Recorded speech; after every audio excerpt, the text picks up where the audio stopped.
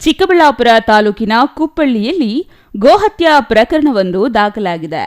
ಅಲ್ಲದೆ ಇಬ್ಬರನ್ನು ಇದೇ ಪ್ರಕರಣದಲ್ಲಿ ಬಂಧಿಸಲಾಗಿದ್ದು 300 ಕೆಜಿ ಗೋಮಾಂಸವನ್ನು ವಶಕ್ಕೆ ಪಡೆಯಲಾಗಿದೆ ಎಂದು ಚಿಕ್ಕಬಳ್ಳಾಪುರ ತಹಶೀಲ್ದಾರ್ ಅನಿಲ್ ಹೇಳಿದ್ದಾರೆ.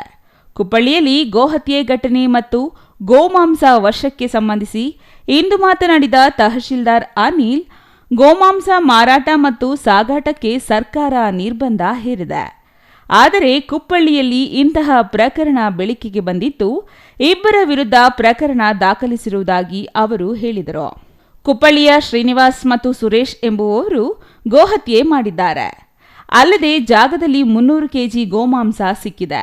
ಪೊಲೀಸರು ಮಾಂಸ ವಶಕ್ಕೆ ಪಡೆದು ಪಶುಸಂಗೋಪನಾ ಇಲಾಖೆಯವರು ಅದು ಗೋಮಾಂಸ ಎಂದು ದೃಢೀಕರಿಸಿದ್ದಾರೆ. Karnataka prevention of slaughter and preservation of cattle act 2020 ಅಂದರೆ 2020 ಆಕ್ಟ್ ಪ್ರಕಾರ ಗೋಮಾಂಸ ಸ್ಲಾಟರ್ ಮಾಡೋದಕ್ಕೆ ಜೊತೆಗೆ ಸಾಗಣೆ ಎಲ್ಲದಕ್ಕೂ ನಿರ್ಬಂಧ ಇರ್ತದೆ.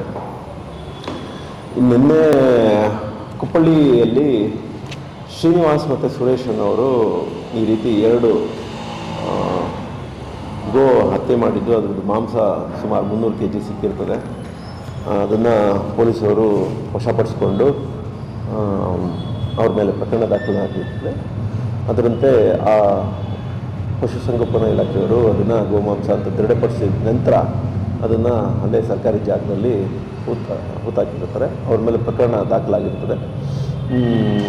ಸೊ ಇನ್ನು ಮುಂದೆ ಆ ಥರದ ಘಟನೆಗಳು ಆಗದೆ ಇರೋ ಥರ ನಾವು ಗ್ರಾಮ ಪಂಚಾಯತಿ PDO ಅವ್ರ ಹತ್ರ ಅವ್ರ ಹತ್ರ ಮಾತಾಡ್ಬಿಟ್ಟು ಅದ್ರ ಬಗ್ಗೆ ಪ್ರಿವೆಂಟಿವ್ ಮೆಷರ್ಸ್ ಏನಿದೆ ಅದನ್ನು ತೊಗೊಳಕ್ಕೆ ಕ್ರಮ ತಗೋತೀವಿ.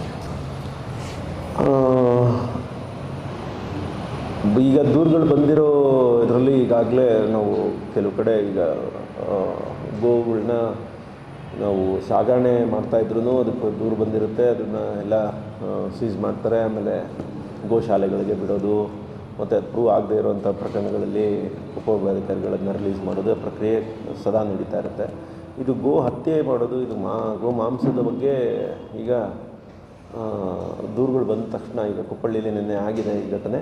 ಇನ್ನು ಮುಂದೆ ಅದು ಆಗದೆ ಇರೋ ಥರ ನಾವು ತಡೆಗಟ್ಟೋದಕ್ಕೆ ಏನು ಕ್ರಮ ತಗೋಬೇಕು ಇದೆಲ್ಲ ಪಂಚಾಯತಿ ಅಧಿಕಾರಿಗಳ ಮಾತಾಡ್ಕೊಂಡು ನಂತರ ಸರ್ಕಾರಿ ಜಾಗದಲ್ಲಿ ಆ ಮಾಂಸವನ್ನು ಹೂತು ಹಾಕಲಾಗಿದೆ.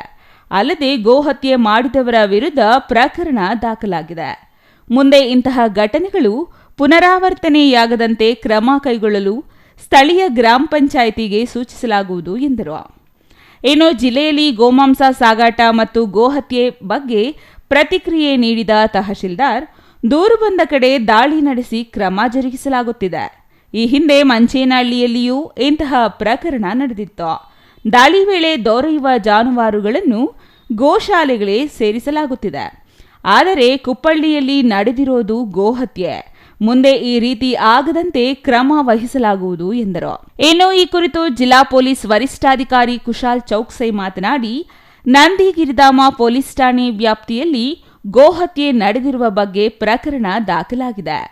ದನದ ಮಾಂಸ ವಶಕ್ಕೆ ಪಡೆಯಲಾಗಿದೆ. ಮಂಚೇನಹಳ್ಳಿಯಲ್ಲಿಯೂ ಇಂತಹ ಪ್ರಕರಣ ಬೆಳಕಿಗೆ ಬಂದಿದೆ. ಅದರ ವಿರುದ್ಧ ಕ್ರಮ ಜರುಗಿಸಲಾಗಿದೆ. ಜಿಲ್ಲೆಯಲ್ಲಿ ಗೋಹತ್ಯೆ ಆಗದಂತೆ ಎಚ್ಚರಿಕೆ ವಹಿಸಲಾಗುತ್ತದೆ ಎಂದು SP ಭರವಸೆ ನೀಡಿದ್ದಾರೆ. N Ambareesh, CTV news, Chikkaballapur.